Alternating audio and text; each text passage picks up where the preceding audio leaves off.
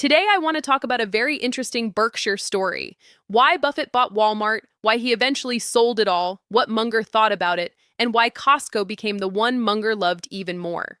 This is really a story about how Buffett and Munger looked at two excellent retailers and still came to different conclusions over time. And it teaches one of the most important lessons in value investing. A great business is not always a great investment at every price, and capital allocation can matter just as much as the business itself. Let's start with Walmart. Berkshire first bought Walmart in 2005. At the time, it looked like a classic Buffett-style business. Enormous scale, a dominant moat, strong brand power, and a simple model that ordinary consumers understood. Walmart was and still is one of the most efficient retailers in the world. It had the kind of durability Buffett likes. Everyday demand, repeat traffic, and a business that could survive almost any economic environment. For a while, Berkshire kept adding to the position. But over time, the story changed. Walmart's growth slowed, margins were thin, and the retail business became more capital-intensive than Buffett probably wanted. Then e-commerce came in and changed the game. Amazon started to pressure traditional retail, and Walmart had to spend heavily on stores, logistics, distribution, and digital infrastructure just to keep up. And that is where the Buffett lens becomes very important. Buffett does not just ask, "Is this a good company?" He asks, "How much capital does it take to grow, and what kind of cash does it produce after reinvestment?" Walmart is a wonderful company, but it is still a retail business. Retail is not a toll road. It needs inventory, it needs stores, it needs logistics, it needs constant reinvestment. That means even when earnings are strong, a large amount of cash gets tied up in the business. For Buffett, that matters a lot. So Berkshire started reducing the position. By 2018, it had exited Walmart entirely. That does not mean Buffett thought Walmart was a bad business. It means he likely decided the expected return was no longer attractive enough relative to other opportunities. That is classic Buffett behavior.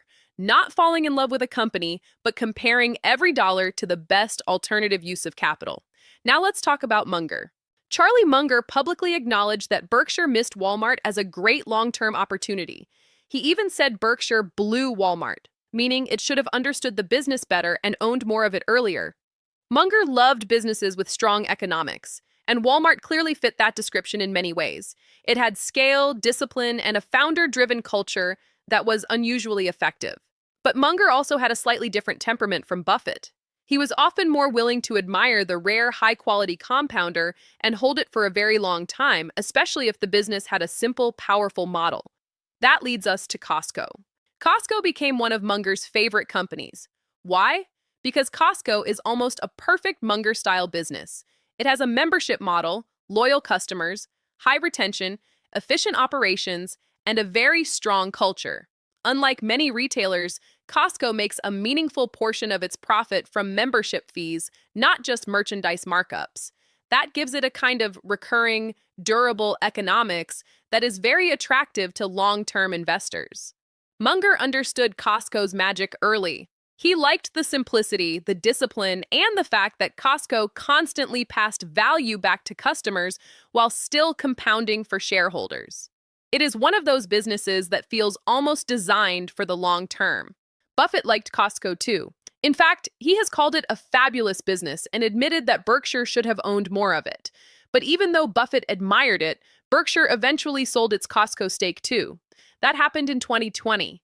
Buffett later said selling Costco may have been a mistake. He also made it clear that Munger was probably right about Costco's quality. So why did Buffett sell Costco if he liked it so much? Again, the answer is opportunity cost.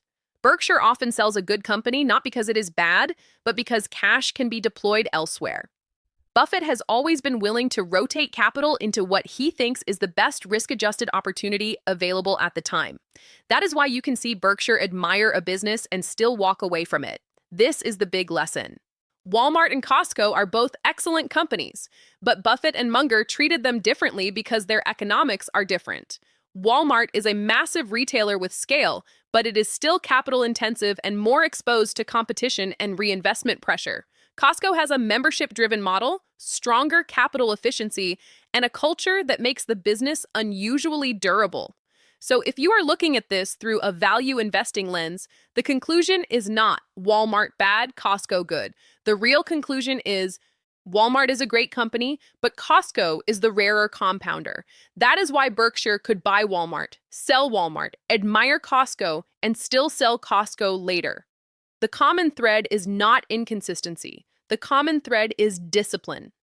Buffett and Munger were never just buying companies. They were buying streams of future cash, and they were always asking the same question: what is the best use of capital today? And that is the lesson I want you to take from this story. Not every great business deserves your money at every price. Not every sold stock is a mistake. And not every favorite company stays in the portfolio forever. Sometimes the smartest move is simply knowing when a business is wonderful, when it is merely good, and when the next dollar can do better somewhere else. So the real Berkshire story is this: Buffett respected Walmart, Munger admired Costco, and both men kept doing what great investors do, comparing businesses not by reputation, but by the quality of future cash flows and the discipline of capital allocation.